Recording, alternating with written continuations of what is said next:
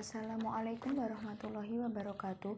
Saya Dewi Asviatun Nuraini dari Program Studi Hukum Ekonomi Syariah Fakultas Syariah semester 1 kelas SMA akan sedikit menjelaskan tentang konstitusi di Indonesia. Yang pertama adalah pengertian konstitusi. Dalam arti luas, konstitusi berarti keseluruhan semua aturan baik tertulis maupun tidak tertulis yang mengatur secara mengikat mengenai penyelenggaraan suatu pemerintahan. Dalam arti sempit, konstitusi merupakan aturan dasar sebuah negara yang sifatnya tertulis. Konstitusi sering diartikan sebagai undang-undang dasar, dan konstitusi yang ada di Indonesia adalah Undang-Undang Dasar Negara Republik Indonesia tahun 1945 atau yang biasa disebut dengan UUD 45. Setiap negara pasti memiliki konstitusi, tetapi tidak semua negara memiliki undang-undang dasar. Contohnya, negara Inggris. Negara Inggris tidak memiliki konstitusi yang tertulis atau undang-undang dasar. Tetapi di Inggris terdapat konstitusi yang tidak tertulis, sedangkan di Indonesia terdapat konstitusi yang tertulis, yaitu Undang-Undang Dasar Negara Indonesia tahun 1945. Lalu, apa sih pentingnya konstitusi bagi sebuah negara? Pada hakikatnya, konstitusi itu dasar hukum yang tertinggi. Dikatakan dasar karena semua peraturan-peraturan hukum yang ada dalam sebuah negara harus didasarkan pada maksud dan tujuan yang termuat dalam konstitusi, dan dikatakan tertinggi karena semua peraturan tidak boleh bertentangan dengan konstitusi sebagai hukum tertinggi. Maka dari itu, sifat dasar dan tertinggi inilah konstitusi memiliki peran yang sangat penting bagi sebuah negara. Yang selanjutnya adalah fungsi dan tujuan konstitusi. Konstitusi dibentuk untuk memberikan pengawasan dan pembatasan kepada para penguasa sebagai penyelenggara organisasi negara. Atas dasar ini, para penguasa akan memahami apa yang boleh dikerjakan dan apa yang tidak boleh dikerjakan. Selanjutnya, untuk memberikan pemenuhan hak-hak dasar bagi setiap warga negara.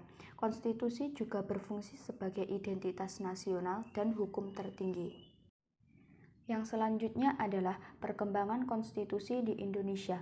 Dalam sejarah perkembangan ketatanegaraan yang ada di Indonesia, ada 4 macam undang-undang yang pernah berlaku. Yang pertama, periode 18 Agustus 1945 sampai 27 Desember 1949. Pada saat kemerdekaan Indonesia pada tanggal 17 Agustus 1945, Indonesia belum memiliki undang-undang dasar. Sehari kemudian, pada tanggal 18 Agustus 1945, rancangan undang-undang baru disahkan oleh PPKI sebagai Undang-Undang Dasar Republik Indonesia. Yang kedua, periode 27 Desember 1949 sampai 17 Agustus 1950. Ternyata perjuangan Indonesia tidak luput dari Belanda. Akibatnya, Belanda ingin mendirikan negara-negara seperti negara Sumatera Timur, negara Jawa Timur, negara Indonesia Timur, dan sebagainya. Dan ini mengakibatkan terjadinya KMB yang melahirkan negara Republik Indonesia Serikat, sehingga UUD yang seharusnya berlaku untuk seluruh negara Indonesia hanya berlaku untuk negara Republik Indonesia Serikat.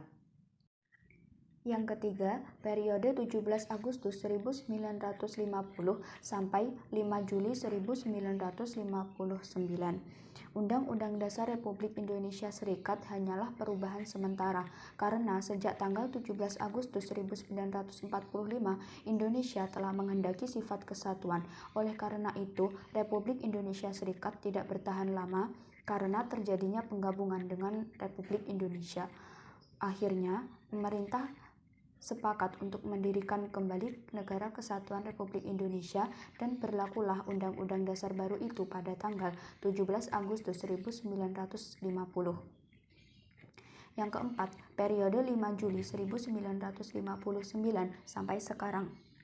Dengan adanya Dekret Presiden 5 Juli 1959, berlakulah kembali Undang-Undang Dasar Negara 1945, dan merubah Majelis Permusyawaratan Rakyat Sementara Orde Lama pada masa 1959 sampai 1965 menjadi Majelis Permusyawaratan Orde Baru. Karena Majelis Permusyawaratan Rakyat Orde Lama dianggap tidak mencerminkan pelaksanaan Undang-Undang Dasar 1945 dengan konsekuen. Yang selanjutnya adalah macam-macam konstitusi. Macam-macam konstitusi dibagi menjadi dua bagian. Yang pertama, konstitusi tertulis, yaitu sebuah peraturan yang dituangkan atau ditulis dalam bentuk dokumen, seperti Undang-Undang Dasar 1945.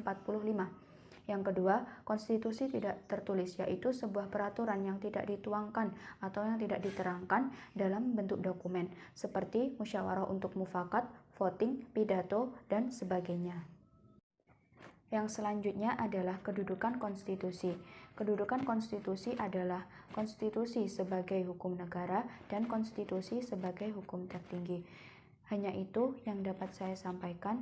Apabila banyak kekurangan dan kesalahan, saya mohon maaf yang sebesar-besarnya. Wassalamualaikum warahmatullahi wabarakatuh.